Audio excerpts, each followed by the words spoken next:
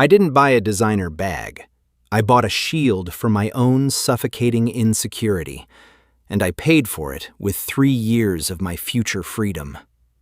At 28, I walked into that luxury boutique on Fifth Avenue with a soul that felt completely invisible to the world. I grew up in a neighborhood where poverty wasn't just a lack of money, it was a scent you couldn't wash off, the persistent smell of stale air and industrial cleaning fluid. I was tired of being the person people looked right through. I wanted that double G logo to scream for me. I wanted it to tell the world, I belong here. I am one of you. I am a success. The sales associate, Elena, was a master of the craft. She didn't talk about the quality of the leather or the craftsmanship of the stitching. Instead, she handed me a chilled glass of sparkling water and looked at me as if I were already part of the 1%. I remember my palms sweating so much the cold glass felt slippery in my hand. I was terrified she'd notice my cheap, scratched watch, or the fact that I'd literally used black electrical tape to fix the sole of my shoe that morning. When I finally swiped my gold card, I held my breath, praying to a God I didn't believe in, until the approved message flashed on the screen. In that moment, I felt a sick, intoxicating rush of power. I felt like I had finally cheated death. I didn't even take the price tag off the bag for a whole week. I just wanted to see it sitting there on my dresser, a $3,000 proof of my own existence. But Elena wasn't my friend. She was a professional mirror, reflecting back the person I was too broken to become on my own. She knew that the people most desperate to look rich are always the ones who are the farthest from being rich. Behind the velvet curtains and the soft lighting, there was a cold, hard math that I was too blinded by status to see. I had spent $3,000 on a piece of leather that would be worth $500 in 2 years. If I had put that same $3,000 into a simple S&P 500 index fund, in 30 years, it would have transformed into $30,000. Elena didn't just sell me a bag. She sold me a year of my future retirement. I was paying a poverty tax in monthly installments just to buy a confidence I hadn't earned. For a few months, the high was incredible. I wore that bag like a suit of armor. I walked differently. I talked louder. But while I was performing my role, the system was harvesting my energy. I remember seeing a man I called the Survivor at the local laundromat.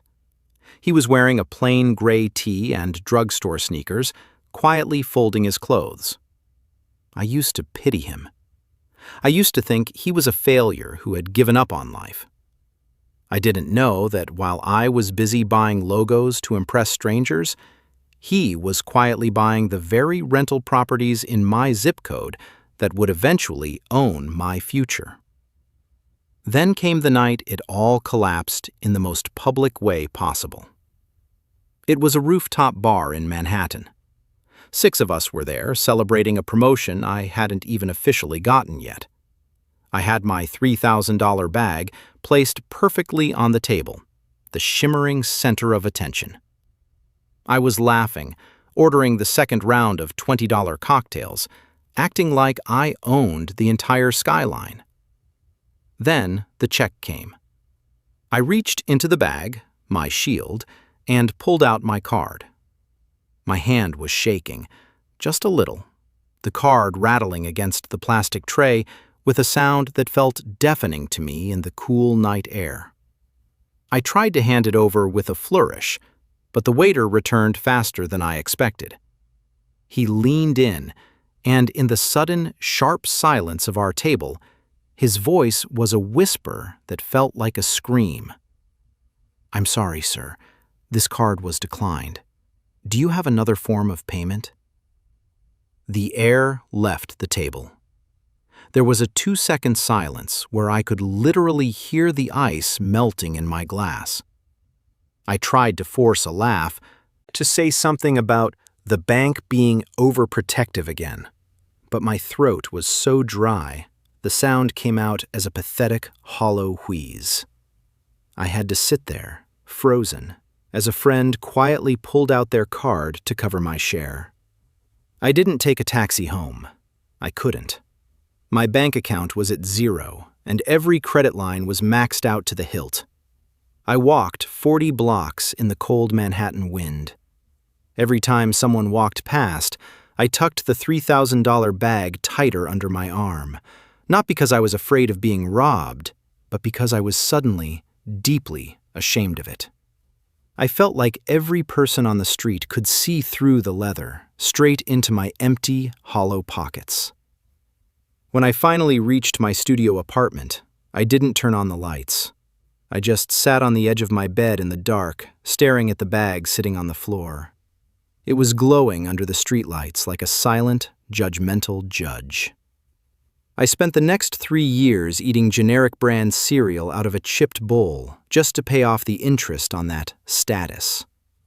I was a high-yield consumer for the machine, a person trading 40 hours of their best energy every week just to fund a logo that was now collecting dust in a closet. The system needs you to feel so small that you'll fund your lifestyle with your future just to feel big for a single weekend.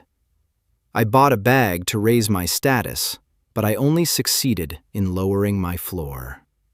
I thought I was buying a shield.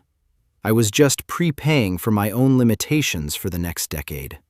And by the time most people realize that the shield they bought was actually a chain, it's already too late.